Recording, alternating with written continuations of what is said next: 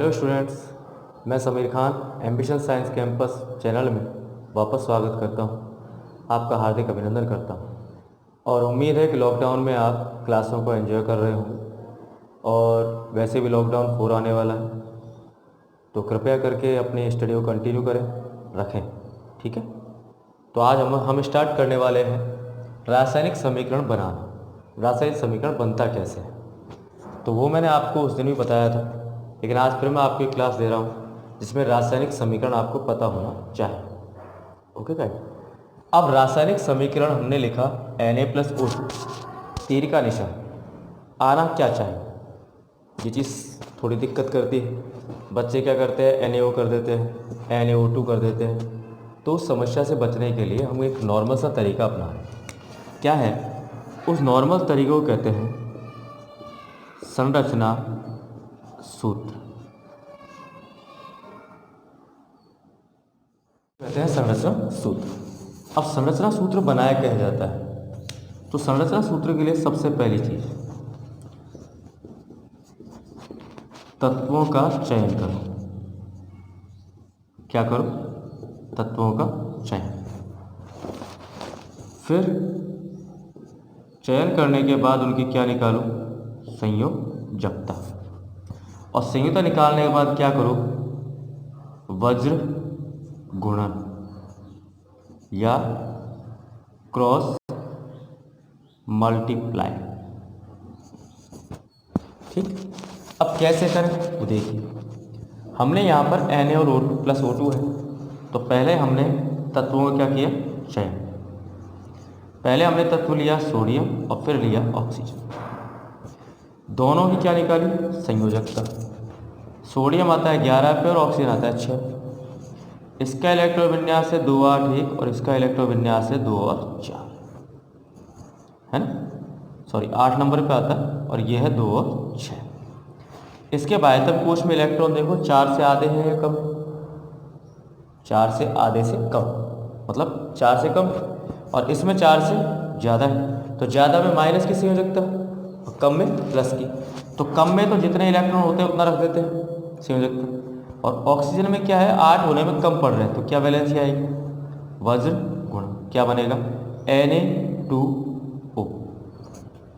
अब देखो जिस संख्या से गुणा किया हमेशा कहाँ आएगी? नीचे। और क्या लिख दिया? वैसे ही K+O2 है, तो देखिए K और O। हमने आज 2 क्यों नहीं लिखा?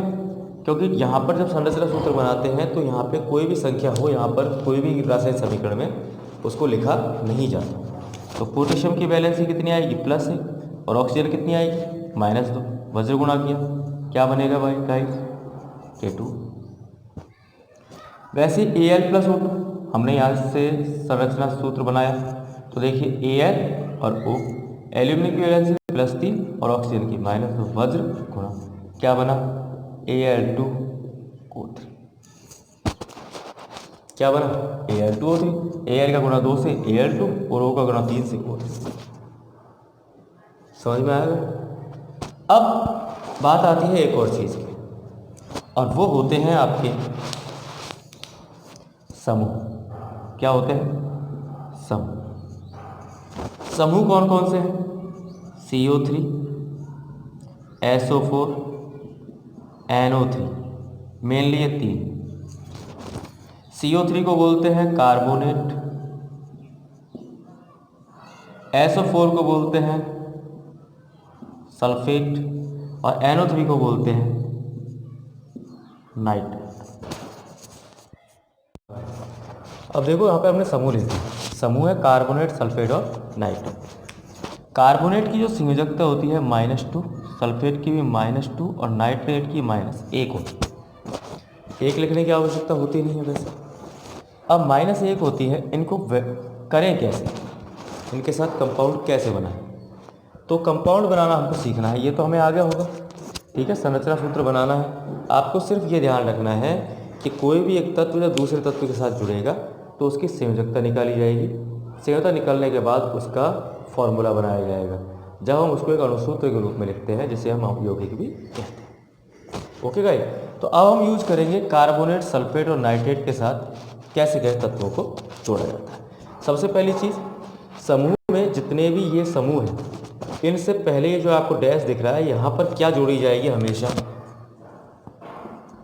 धातु। क्या जोड़ी जाएगी, और धातु के साथ में आपको ये लेनी है। ठीक है, अब मैं आपको लिखूंगा कुछ धातुएं जिनके साथ आपको क्या क्या जोड़ना है वो आपको समझना है। ओके गाइस, तो मैं अभी आपको बताता हूँ। अब मैंने यहाँ पर कुछ धातुएं लिखी। इन धातुओं को सक्रियता श्रेणी कहा जाता है। किस क्रम में लिखा जाता है, सक्रियता श्रेणी क्रम में। और सक्रियता श्रेणी क्रम में इसमें घटता हुआ क्रम है ऊपर से नीचे, मतलब ये ज़्यादा सक्रिय, फिर उससे कम, उससे कम, उससे कम, उससे कम, उससे कम, उससे कम, उससे कम।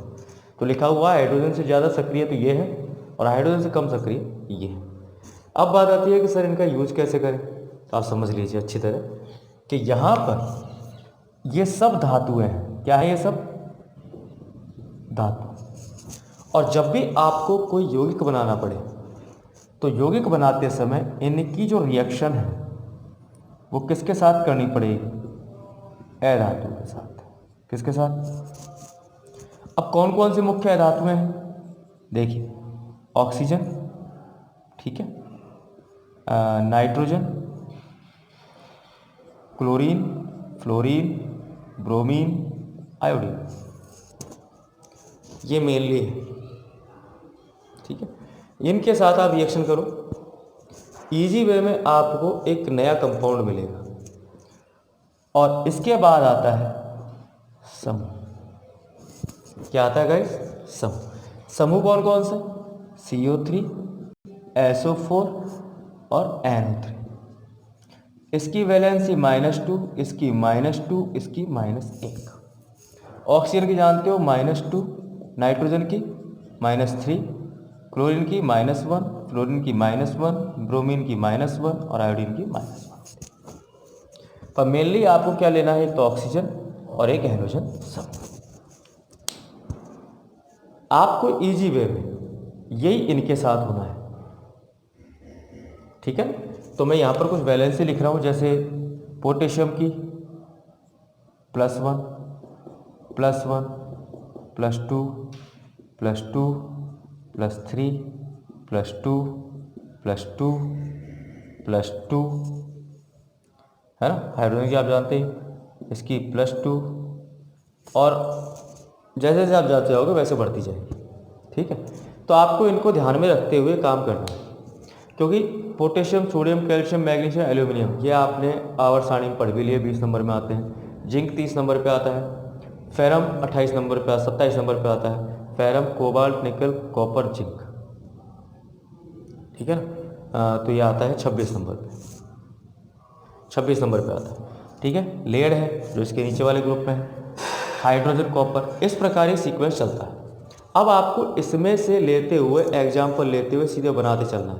ठीक है, एग्जाम्पल के लिए आपसे कहा गया पोटेशियम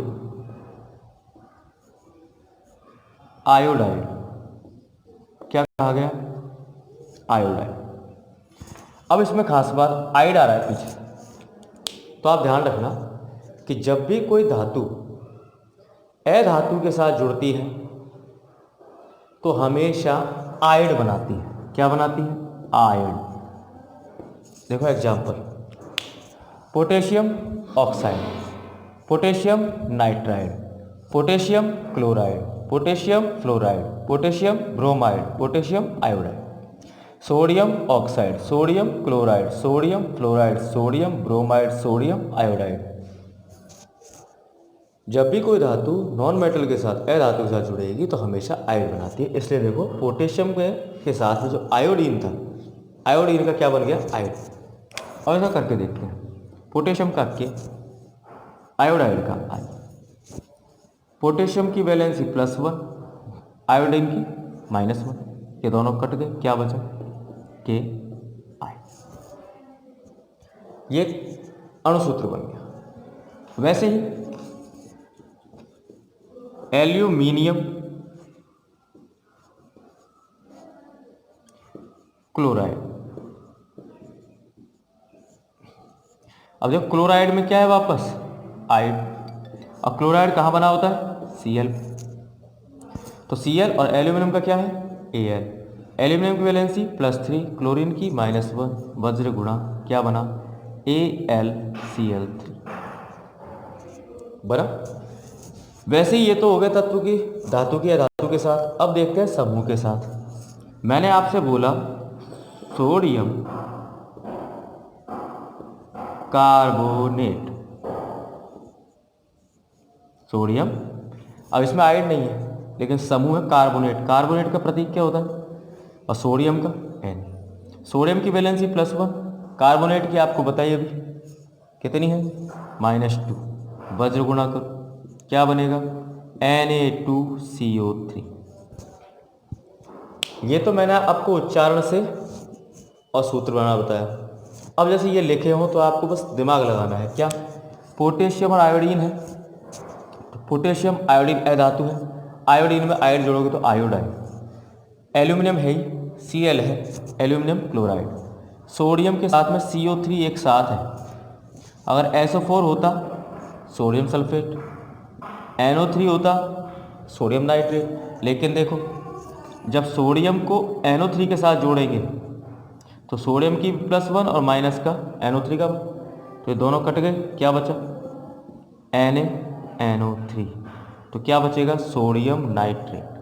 क्या बनेगा सोडियम नाइट्रेट। इस प्रकार गाइज आपके ये जो अणुसूत्र होते हैं वो बनाए जाते हैं, सूत्रों का फॉर्मुलेशन किया जाता है, जिसके बाद हमें पता लगता है कि हमने क्या बनाना सीखा, हमें क्या बनाना था और क्या बना दिया।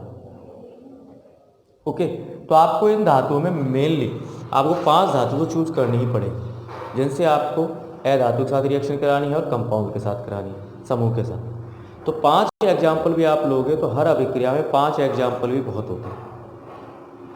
ओके, तो आपको ये चीज़ें समझनी है कि आपको फॉर्मूलेशन कैसे बनानी है, फॉर्मूला कैसे अप्लाई करना है, क्योंकि इस फॉर्मूले से जो हम रासायनिक अभिक्रियाओं के प्रकार जो पढ़ेंगे अगला टॉपिक, उस अगले टॉपिक में रासायनिक अभिक्रियाओं के जो प्रकार हैं उनमें संयोजन, वियोजन, विस्थापन, द्विविस्थापन, उपचयन, अपचयन, रेडॉक्स, ठीक है, उन अभिक्रियाओं में आपको इन्हीं फॉर्मूलाज की नीड होगी, बहुत ज़रूरत पड़ेगी इनकी, क्योंकि आप वहाँ पे एग्जाम्पल्स को रट नहीं सकते। कितने एग्जाम्पल हैं बुक में पता है आपको, 6 चैप्टर में बहुत एग्जाम्पल। तो आपको एक नॉर्मल थिंग और नॉर्मल सी एक चीज़ पकड़ के चलनी है कि हाँ मुझे ये लेके चलनी है साथ में और मुझे ये बताना है। ओके गाइस, तो आज के लिए सिर्फ इतना ही, कल हमारी वापस मुलाकात होगी, ठीक है। तो हम अगला टॉपिक जो हमारा कल स्टार्ट करेंगे वो होगा रासायनिक अभिक्रियाओं के प्रकार। उम्मीद है आपको समझ में आया होगा। ये मैंने आपके सामने सारणी लिखी है, इसको उतार लेना, इसके साथ में बना लेना और इसकी प्रैक्टिस करना घर पे बैठ के, तो इजी वे में कल से जब हम स्टार्ट करेंगे तो ऑटोमेटिक समझ में आने लगे। ओके, तो आज के लिए इतना ही, थैंक यू और ऑल द बेस्ट। घर पे रहें, सुरक्षित रहें।